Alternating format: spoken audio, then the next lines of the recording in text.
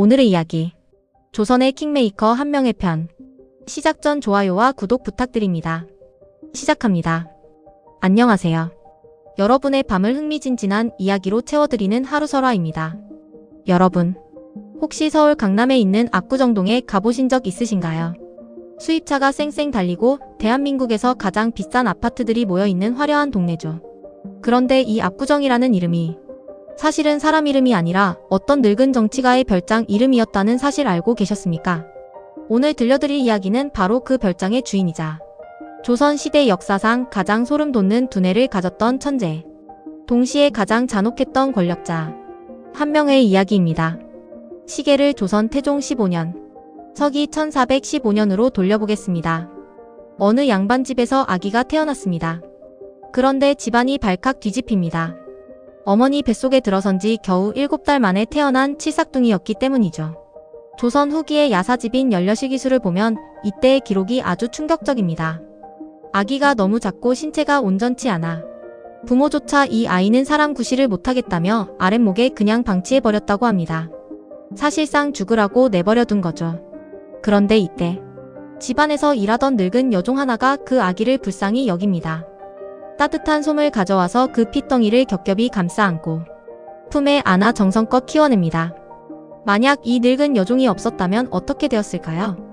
단종은 억울하게 죽지 않았을 것이고 세조라는 왕은 탄생을 못하지 않았을까요? 조선의 역사가 송두리째 바뀌었겠죠. 버려진 칠삭둥이. 이 아기가 바로 훗날 조선을 쥐락펴락하는 한명회입니다. 기적적으로 살아남았지만 한명회의 청년 시절은 그야말로 눈물 없이는 볼 수 없는 짠내의 연속이었습니다. 얼굴은 몹시 못생겼고 체구는 작았습니다. 게다가 공부를 못했냐고요? 머리는 엄청나게 비상했습니다. 그런데 운이 지독하게 없었죠. 과거 시험만 보면 뚝뚝 떨어지는 겁니다. 그것도 한두 번이 아니라 계속해서요. 동네 사람들은 그를 손가락질했습니다. 쯧쯧 생기기도 흉측한 게 글 공부도 못해서 밥이나 벌어먹겠나. 하지만 한명회는 좌절하지 않았습니다. 방구석에 틀어박혀 우는 대신 전국 팔도를 유람하기 시작합니다. 송악산, 지리산 등 온갖 험한 산을 오르며 지리를 파악하고 손자병법 같은 병법서를 달달 외우며 칼을 갈았습니다. 이때 한명회와 매일 술을 마시며 어울리던 불알 친구가 있었습니다. 바로 걸람이라는 인물입니다. 사람들은 이 두 명의 백수를 보고 비웃었지만 두 사람은 태연했습니다. 오히려 세상에 영웅이 없으니 우리가 나설 때를 기다리자며 호탕하게 웃었죠. 시간이 흘러 한명회의 나이 38살, 서기 1452년이 되었습니다. 지금으로 쳐도 늦은 나이인데 평균 수명이 짧았던 조선시대의 38살 백수라니요. 주변의 멸시를 견디다 못해 그는 시험을 통하지 않고 들어가는 말단 관리직을 하나 구합니다. 경덕궁지, 즉 사람이 살지도 않는 낡은 궁궐의 문을 지키는 문지기였습니다. 조선 최고의 천재가 38이 되어서야 겨우 궁궐 문지기가 된 겁니다. 하지만 여러분, 독수리는 파리떼와 싸우지 않습니다. 그는 문을 지키며 진짜 역사의 문을 열 기회를 노리고 있었습니다. 그렇다면 그의 집안도 원래부터 뼈대 없는 가난한 집안이었을까요? 천만의 말씀입니다. 그의 집안은 그야말로 다이아몬드 수저 중에 다이아몬드 수저였습니다. 시계를 한명회가 태어나기 전 태조 이성계가 위화도 회군으로 나라를 세웠던 시절로 돌려봅시다. 이성계가 새 나라를 세우고 가장 먼저 한 일이 무엇일까요? 바로 나라의 이름 즉 국호를 정하는 일이었습니다. 이성계는 두 가지 후보를 정해 명나라 황제에게 결제를 받으러 사신을 보냅니다. 자신의 고향 이름을 딴 화령과 고조선의 영광을 잇는 조선. 이 두 가지였죠. 이때 왕의 명을 받고 목숨을 걸고 명나라로 건너가 황제를 설득하고 결국 조선이라는 이름이 아름답고 좋으니 그것으로 하라는 컨펌을 받아온 역사적인 인물이 있습니다. 바로 예문춘추관 대학사를 지낸 문열공 한상질이라는 분입니다. 자, 여기서 소름 돋는 팩트 하나 나갑니다. 이 한상질이 누구냐고요? 바로 한명회의 친할아버지입니다. 그러니까 한명회는 자기가 나중에 쥐락펴락하게 될 이 조선이라는 나라의 이름을 주문사로서 명예 결정을 받아온 개국공신 집안의 적통장손이었던 겁니다.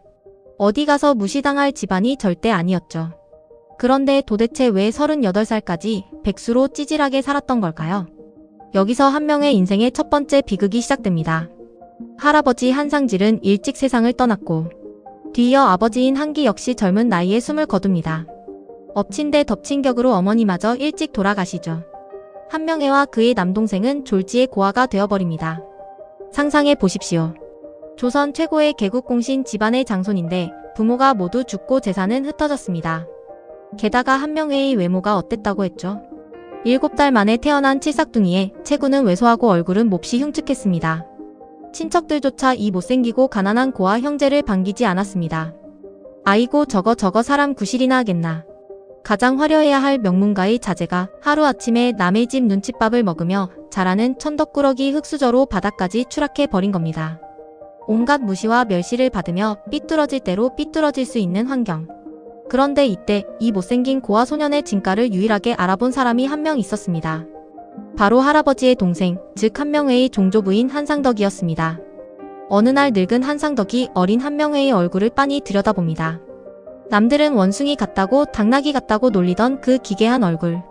하지만 관상에 능했던 한상덕의 눈빛이 갑자기 날카롭게 빛납니다.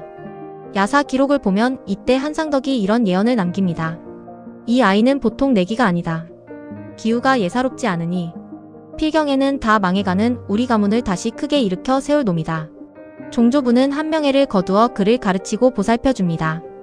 비록 과거 시험에는 계속 낙방했지만 한명회의 가슴 속에는 이때부터 무서운 야망의 불꽃이 타오르기 시작했을 겁니다. 그래, 내 할아버지가 조선의 이름을 받아왔다. 나는 무시당하고 죽을 목숨이 아니다. 언젠가 반드시 이 나라의 꼭대기에 서고야 말겠다. 다시 돌아와 한명회가 경덕궁의 말단 관직이 된 그 무렵 조선의 조정은 아주 불안했습니다. 세종대왕의 아들인 문종이 일찍 세상을 떠나고 12살밖에 안 된 어린 아들 단종이 왕위에 올랐기 때문이죠. 이때 야심을 품고 있던 호랑이가 한 마리 있었습니다. 바로 단종의 삼촌 수양대군입니다. 수양대군은 어린 조카를 몰아내고 자기가 왕이 되고 싶었습니다.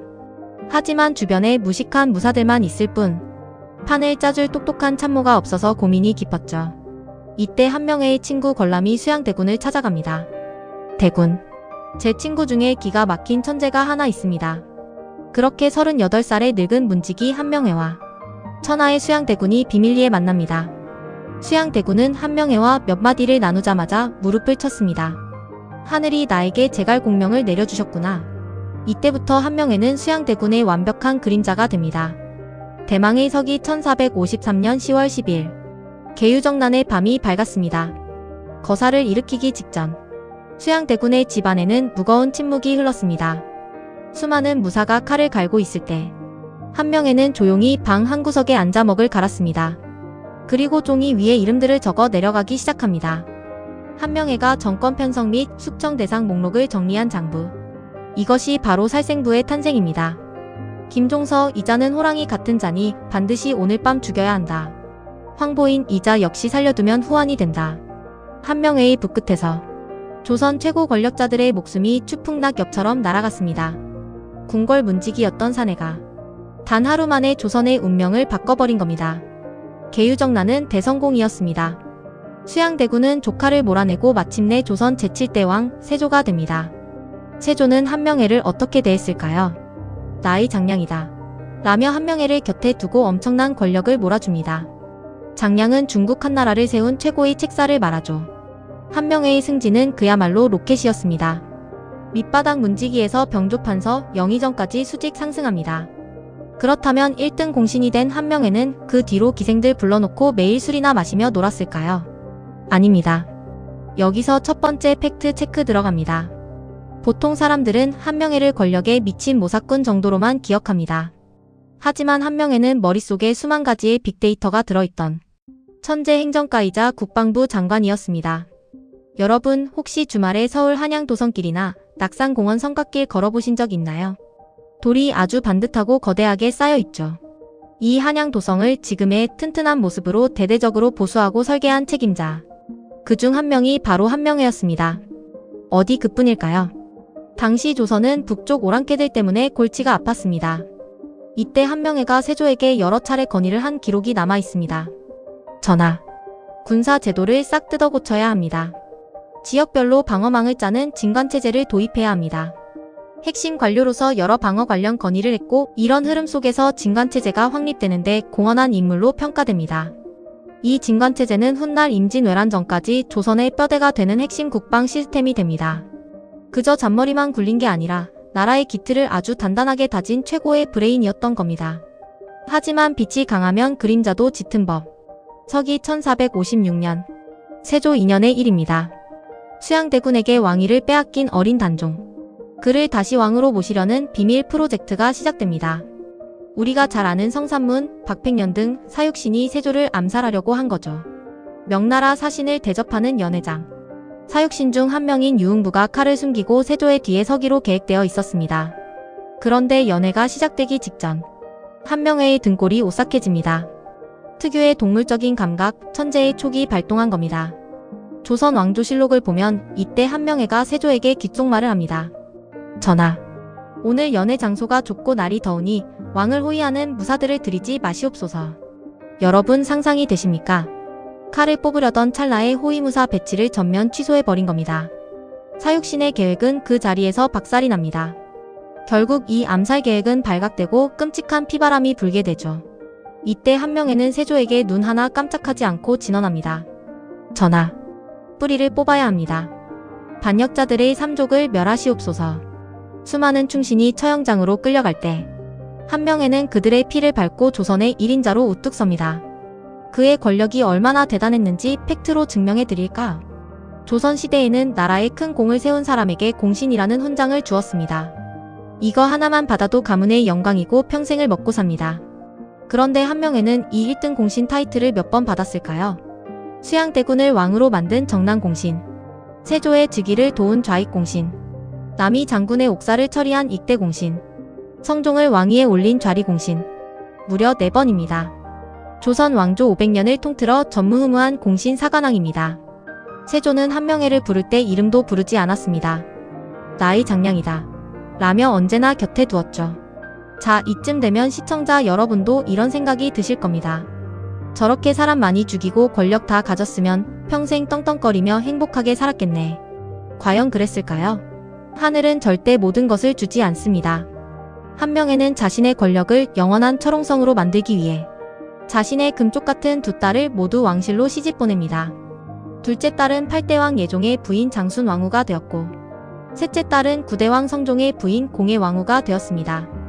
한 사람이 무려 2명의 왕을 사위로 둔 겁니다. 대한민국 역사상 유일한 기록이죠. 그런데 여기서 비극이 시작됩니다. 둘째 딸 장순왕후 17살이라는 꽃다운 나이에 아기를 낳다가 산후병으로 세상을 떠납니다. 충격이 가시기도 전에 셋째 딸 공예왕후마저 19살의 나이에 병으로 죽고 맙니다. 두 딸이 모두 10대에 요절을 해버린 겁니다. 자식을 먼저 앞세운 부모의 마음이 어떨까요? 수많은 정적을 죽일 때 피 한 방울 안 흘리던 냉혈한 한명회. 야사에 따르면 그는 딸의 죽음 앞에서 세상을 잃은 듯 오열했다고 합니다. 그는 딸들의 시신을 부여잡고 무슨 생각을 했을까요? 내가 그토록 많은 사람을 죽이고 쌓아 올린 이 빌어먹을 권력 때문에 내 딸들이 대신 벌을 받는 것인가? 최고 권력자의 가장 뼈아픈 눈물. 이것이 역사의 아이러니입니다. 시간이 흘러 한명회도 머리가 하얗게 센 노인이 되었습니다. 서기 1481년 성종 12년 때의 일입니다. 그는 벼슬에서 물려나 한강변 경치가 가장 좋은 곳에 아주 화려한 정자를 하나 짓습니다. 중국의 사신 예겸이 그 정자의 이름을 지어줍니다. 친할아베, 갈매기구, 정자정. 권력을 내려놓고 갈매기와 친하게 지내며 욕심없이 늙어가겠다는 뜻의 압구정이었습니다. 참 아이러니하지 않습니까? 수많은 사람을 죽이고 권력을 쥔 남자가 말년에는 갈매기와 논이며 평화롭게 살고 싶다니요. 당시 백성들은 이 정자를 보며 코웃음을 쳤을 것 같습니다. 갈매기가 잘도 너랑 놀아주겠다 하면서요. 그러던 어느 날 한명회는 명나라 사신들을 자기 별장인 압구정으로 초대해 잔치를 엽니다. 그런데 날이 더우니 한명회는 사위인 성종에게 왕만이 쓸 수 있는 햇빛 가리개, 즉 용봉차이를 빌려달라고 요구합니다. 성종은 그동안 한명회의 기세에 눌려 살았지만 이번엔 화를 냅니다.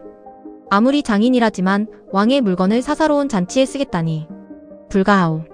거절당한 한명회는 앙심을 품고 내 아내가 아파서 잔치에 못 가겠습니다 라며 뻗대버립니다.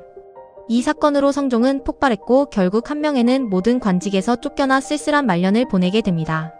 서기 1487년 73세의 나이로 한명회는 눈을 감습니다. 천안에 있는 그의 묘역에 가보면 지금도 그 규모가 어마어마합니다. 묘비명이 무려 충성충 자가 들어간 충성봉입니다. 살아서 온갖 부귀영화를 누리고 늙어 죽었으니 해피엔딩일까요? 아닙니다. 진짜 충격적인 결말은 그가 죽고 17년 뒤에 벌어집니다. 조선 최악의 폭군 연산군이 등장한 겁니다. 연산군은 자신의 어머니가 쫓겨나 죽은 일에 앙심을 품고 있었죠. 1504년 갑자사화. 연산군은 과거의 기록을 들추다가 한명회가 그 사건에 연루되었다고 판단합니다. 사실 한명회는 패비 윤씨 사건에 적극 가담하지 않았지만 훈구파의 상징이었기 때문에 타겟이 되었습니다. 연산군의 명령이 떨어집니다. 한명회의 무덤을 파헤쳐라. 죽은 지 17년이 지나 백골이 된 한명회의 시신이 무덤 밖으로 끌려 나옵니다. 그리고 백골의 목을 자르고 팔다리를 부러뜨리는 끔찍한 형벌. 부관참시를 당하게 됩니다. 조선 최고의 권력자, 왕들의 장인어른이었던 사나이의 머리가 한양 저작거리에 뒹구는 끔찍한 결말이었습니다. 그는 버려진 고아에서 시작해 조선의 기틀을 다진 위대한 행정가였지만 동시에 수많은 사람의 피를 제물로 바친 잔혹한 학살자이기도 했습니다. 권력의 정점에 섰지만 두 딸을 잃고 피눈물을 흘렸으며 갈매기와 벗하며 살겠다던 압구정에서는 오만에 빠져 몰락했습니다. 그리고 죽어서는 무덤이 파헤쳐지는 끔찍한 형벌을 받았죠. 오늘날 화려한 명품과 외제차가 가득한 강남의 압구정동. 그 거리를 걸을 때면 한 번쯤 상상해봅니다. 백골이 되어 거리에 내걸렸던 한명회가 지금의 압구정을 본다면 무슨 생각을 할까요? 권력이란, 부귀영화란 결국 한여름밤의 꿈처럼 더섭는 것임을 그제야 깨닫지 않았을까요? 세상을 뒤흔들었던 조선의 킹메이커는 결국 한 줌의 흙이 되었습니다. 오늘 이야기가 여러분의 삶에 작은 질문 하나를 남겼기를 바랍니다. 저희는 다음 시간에 더 소름 돋고 더 깊이 있는 우리 예시이야기로 찾아오겠습니다. 구독과 좋아요는 큰 힘이 됩니다. 듣고 싶은 이야기를 댓글로 달아주세요. 감사합니다.